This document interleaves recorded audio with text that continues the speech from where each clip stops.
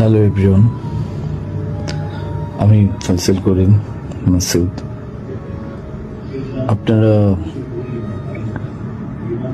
যে হাদি হত্যাকাণ্ডের সাথে আমার জড়িত থাকার কথা জানেন। আসলে প্রকৃতপক্ষে আমি হাদি হত্যার এই ঘটনার সাথে কোনোভাবেই জড়িত না।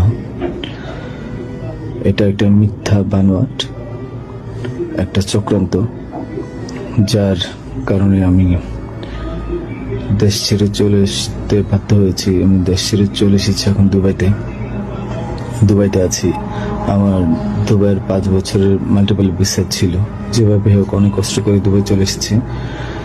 আর আপনারা এই হাদি হত্যাকাণ্ডের জন্য মিথ্যাভাবে আমার ফ্যামিলির সবাইকে জড়াইছেন।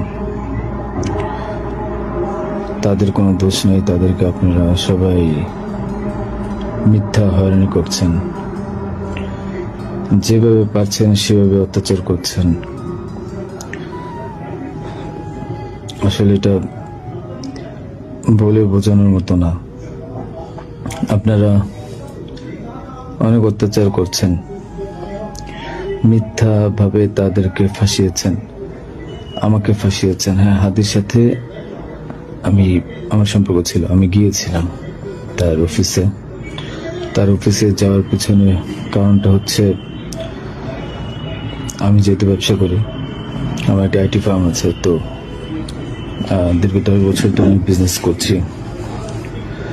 এই আইটি ফার্মে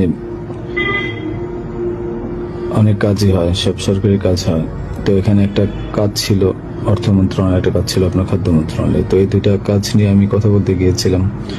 সে আমাকে পাইয়ে দিবে আশ্বস্ত করেছিল। আমি তাকে 5 লাখ টাকাও দিয়েছি, অগ্রিম চেয়েছিল। এবং তার এই যে আপনার যে প্রোগ্রামগুলো, এগুলোর ডোনার হিসেবে আমাকে থাকতে বলেছিল। আমি থেকেছি এবং তার প্রোগ্রামগুলোর জন্য যত টাকা লাগতো আমি দিয়েছি। এবং লাস্ট যেদিন শুক্রবার, ওই দিনে তাকে আমি 10,000 টাকা দিয়েছি তার ওই প্রোগ্রামের জন্য। এখন কথা হচ্ছে, আমাকে মিথ্যাভাবে ফাঁসানো হয়েছে। এগুলা যেহেতু হাদির সাথে